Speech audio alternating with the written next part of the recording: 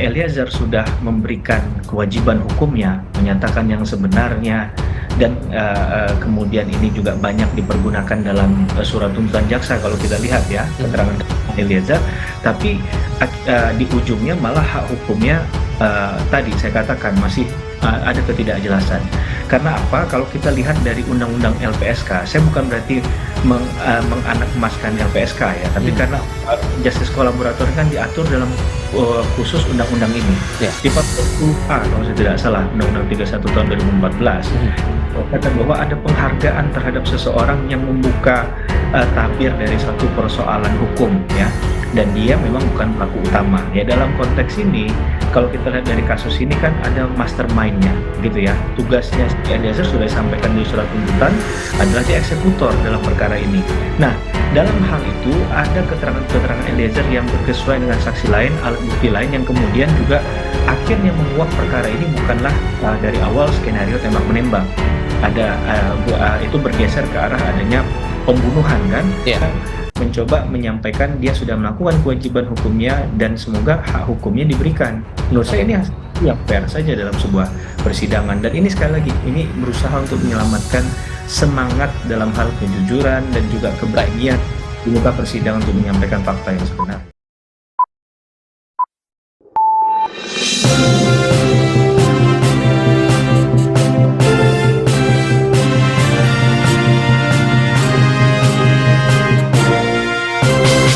Kejaksaan Agung atau Kejagung menjelaskan ada 3 klaster dalam kasus pembunuhan berencana Brigadir Yosua. Putri Chandrawati dituntut 8 tahun penjara karena tidak melakukan sesuatu dalam pembunuhan berencana Brigadir Yosua. Sehingga Kejagung menganggap Putri Chandrawati berada satu klaster dengan terdakwa Kuat Ma'ruf dan Ricky Rizal yang mengetahui pembunuhan berencana ini.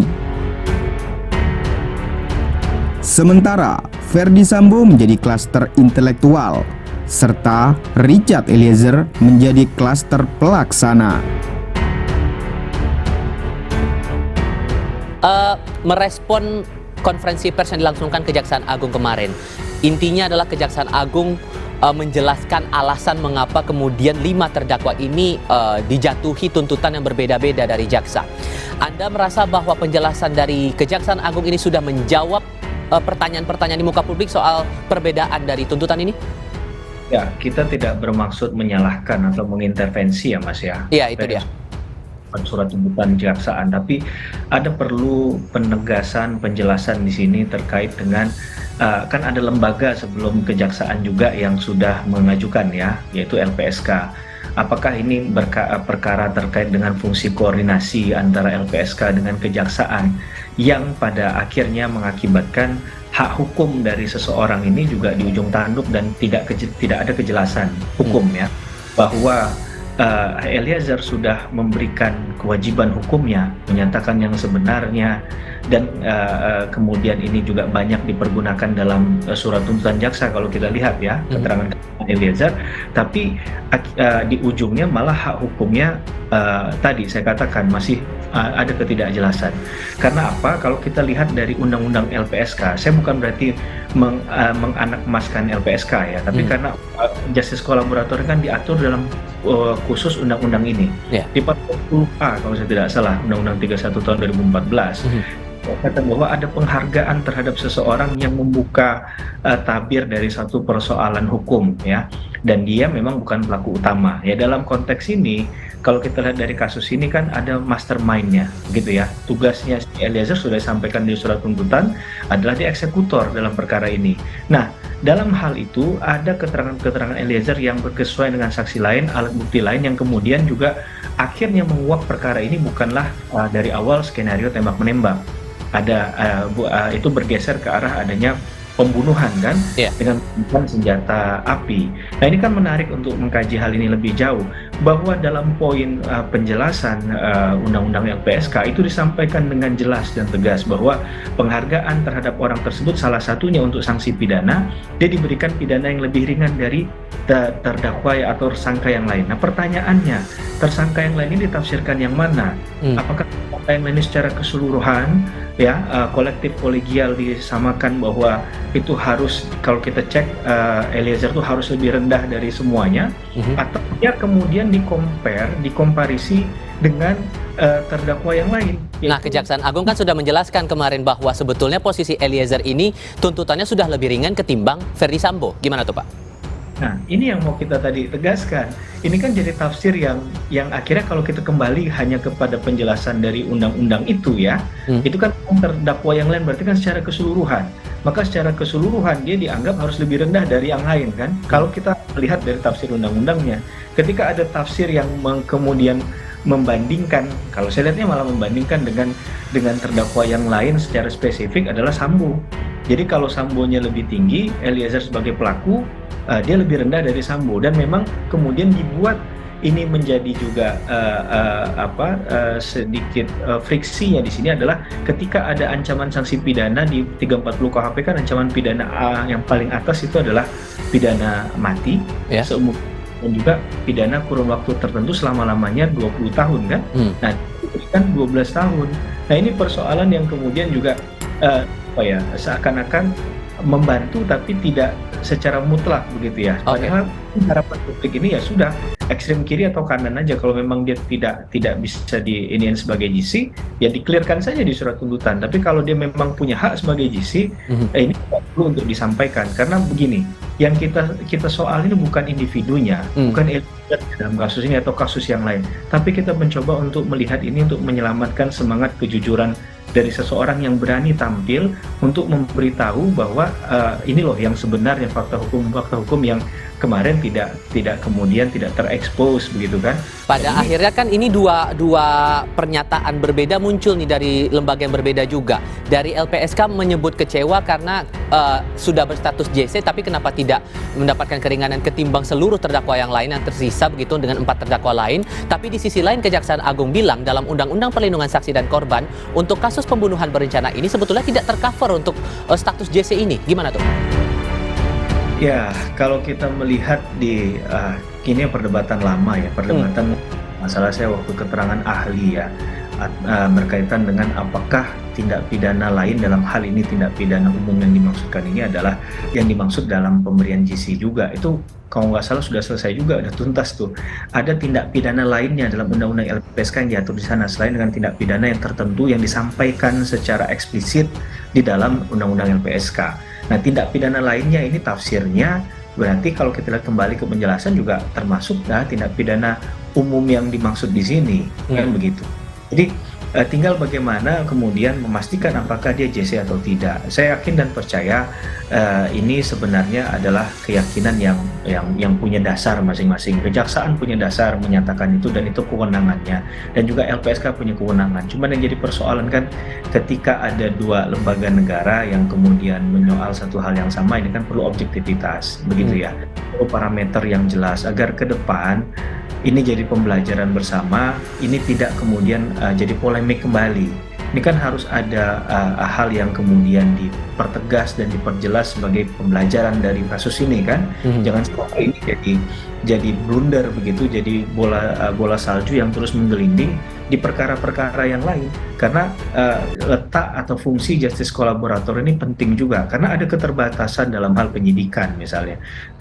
Bukan saya tidak mengatakan kemampuan ya, tapi pengetahuan terhadap suatu perkara itu kan kadang terbatas karena mungkin ada bukti-bukti yang hilang. Dalam kasus ini banyak yang hilang, sehingga ada kesulitan, ada kompleksitas yang kemudian secara persoalan teknis ini menjadi sulit untuk kemudian diajukan hanya berdasarkan pada kemampuan atau menyandarkan kemampuan SDM-nya dari aparat hukum, tapi harus ada pengetahuan lain yang itu jelas dibantu oleh mereka yang sangat mengetahui detail persoalan ini, orang yang ada di TKP, bahkan orang yang menjadi terdakwa dalam kasus ini. Karena kalau mengandalkan dari orang yang di luar ini, saya rasa agak berat, Mas, untuk bisa sampai kasus ini bergulir ke pengadilan dengan bukti-bukti yang kalau kita lihat tadi sekali lagi ya, bukti yang kemudian seakan-akan dari awal sudah memposisikan bahwa hanya Eliezer nih yang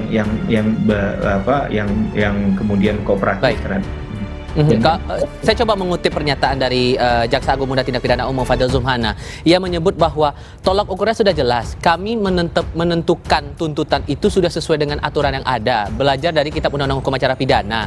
Nah, kita juga ulang lagi nih dari beberapa pertimbangan yang akhirnya membuat Eliezer ini dituntut 12 tahun penjara.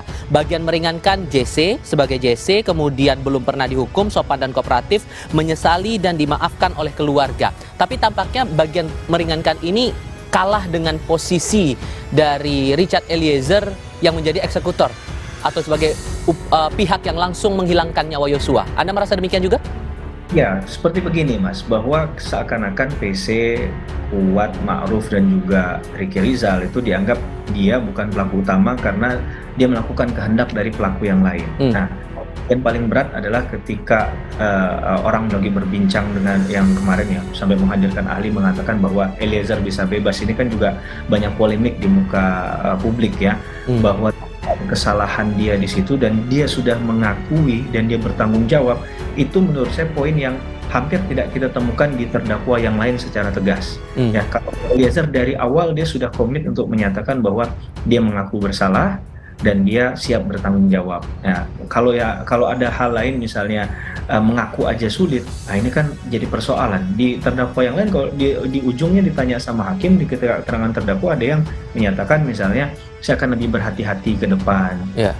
Jawab persoalan itu. Ada yang saya tahu apa maksud pertanyaan ini, malah seakan-akan sudah yakin kalau sudah mengetahui kalau nanti dijawab adalah mengaku bersalah berarti dia adalah pelakunya, berarti salah. Padahal momentum itu kan bisa digunakan untuk menunjukkan nilai simpati dan kemanusiaan juga. Bukan berarti dengan menyatakan pernyataan itu berarti orang itulah yang pasti bersalah, kan tidak demikian. Oke. Hal lainnya juga nih Pak Heri yang juga menarik dicermati adalah pernyataan dari pihak Kejaksaan Agung yang menyebut soal kasus ini sebetulnya yang membuka pertama kali bukan Richard Eliezer, tapi pihak keluarga yang melaporkan langsung kepada polisi. Itu di satu sisi, tapi di sisi lainnya juga kalau kita pelajari dari runutan proses hukum ini, dari proses penyelidikan sampai sekarang di proses peradilan, sebetulnya kan kalau tidak ada peran Eliezer yang menyampaikan bahwa ini tidak ada, ini skenario semua yang dibilang tembak-menembak itu. Anda melihatnya di sudut pandangnya bagaimana ini? Iya, intinya kita menghargai, menghormati apa yang disampaikan oleh pihak Kejaksaan Agung ya. Tapi dan mungkin ada benarnya ketika ini disampaikan oleh keluarga korban. Keluarga korban punya andil dalam hal ini. Tapi ingat bahwa andil untuk memajukan kasus ini juga coba ditanya ke keluarga korban, kan biar lebih fair kan? Apakah Eliezer itu membantu nggak dalam proses ini? Kan mereka nggak paham karena apa yang mereka punya sama ini buktinya. Kemudian bisa memperkuat bahwa perkara ini juga bisa digulirkan dan sampai sejauh ini bisa dibuktikan. Nah, ini kan yang perlu pendalaman secara serius begitu ya. Jadi silahkan mungkin nanti ditanya ke keluarga korban, misalnya ke pihak dari kuasa hukum dari keluarga korban. Nah, ini mereka menyatakan apa terkait hal itu? Apakah mereka kontra atau jangan-jangan ini seakan-akan Richard Eliezer mendaku dirinya sebagai orang yang punya hak begitu ya karena statusnya sebagai penguap fakta begitu? Hak dan juga merasa paling berpengaruh dan punya pesan penting dikait hal ini. Padahal dalam konteks tadi kita nggak melihat bahwa dia mengklaim dirinya. Dia bukan mencoba mengklaim dirinya. Dia mencoba menyampaikan dia sudah melakukan kewajiban hukumnya dan semoga hak hukumnya diberikan. Menurut saya ini yang fair saja dalam sebuah persidangan. Dan ini sekali lagi, ini berusaha untuk menyelamatkan semangat dalam hal kejujuran dan juga keberanian di muka persidangan untuk menyampaikan fakta yang sebenarnya.